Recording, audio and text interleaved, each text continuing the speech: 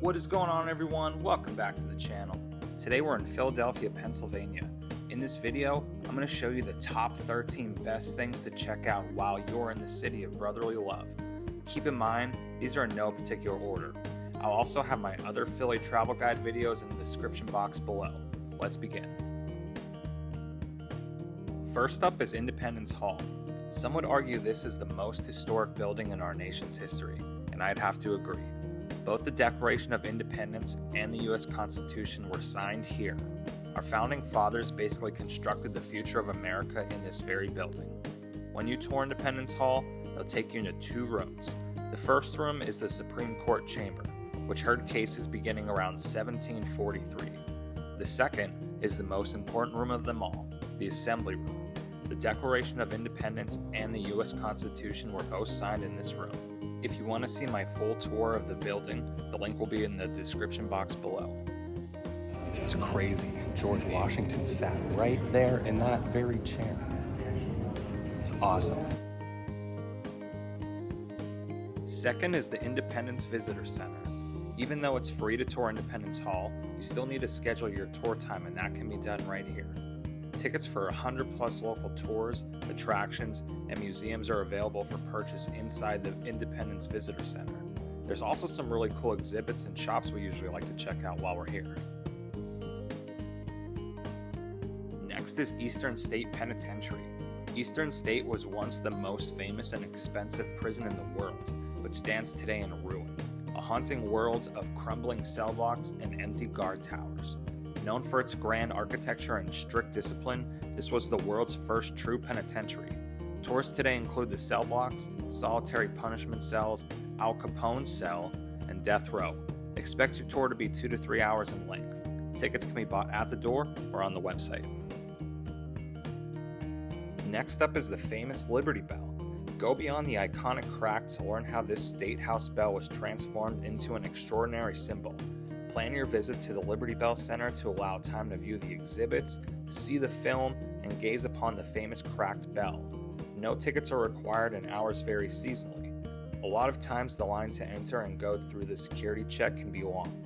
To save time, you can also view the bell from the outside through this window. Next we have Benjamin Franklin's Gravesite. He's only a short walk from Independence Hall on Arch Street and is buried in Christ Church Burial Ground. This cemetery, you do have to pay for if you want to go in. It's $5, but we're actually at the last day of February right now, so it's closed, but it's fine because we can see Benjamin Franklin's grave right outside.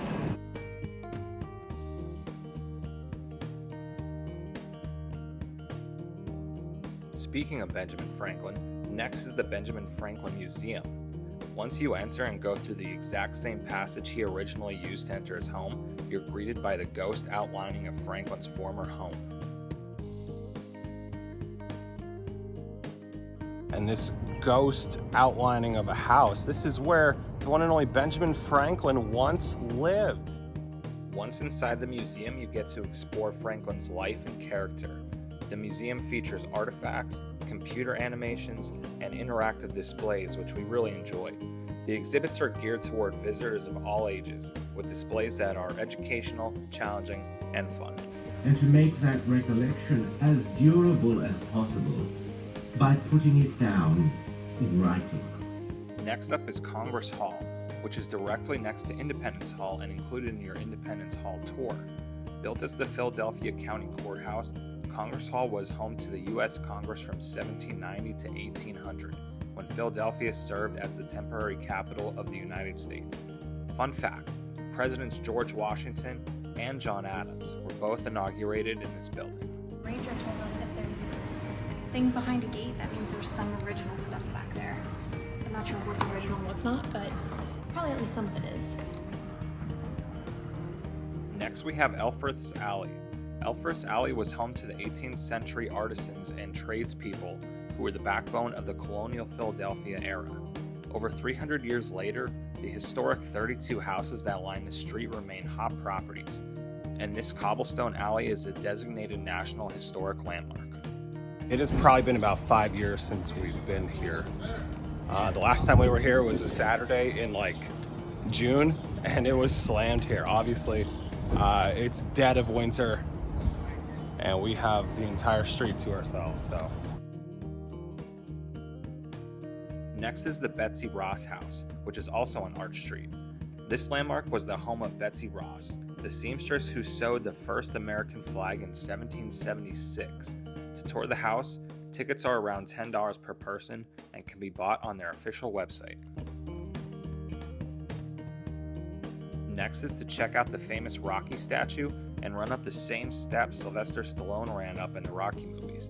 The famous fictional heavyweight champion of the world, Rocky, is forever remembered in this bronze statue, which pays tribute to the underdog. Next up is Carpenter's Hall.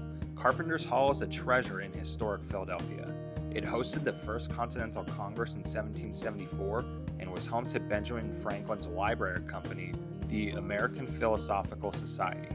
This is free to tour, so I recommend stopping in and seeing what they have on display. Next is a Philly favorite, getting a bite at the Reading Terminal Market. Featuring over 80 concessions, this historic market has something for everyone. My wife and I have always loved grabbing a few cookies and donuts here. Last but not least is the relatively new Museum of the American Revolution. We toured this back in 2020 when it first opened, and I have nothing but great things to say about it. The Museum of the American Revolution explores the dramatic, surprising story of the American Revolution through its unmatched collection of Revolutionary-era weapons, personal items, documents, and works of art. At the end, you also get to view the actual tent George Washington used at Valley Forge. And that's a wrap. For my full Philly travel guide, click this video link and I'll see you there.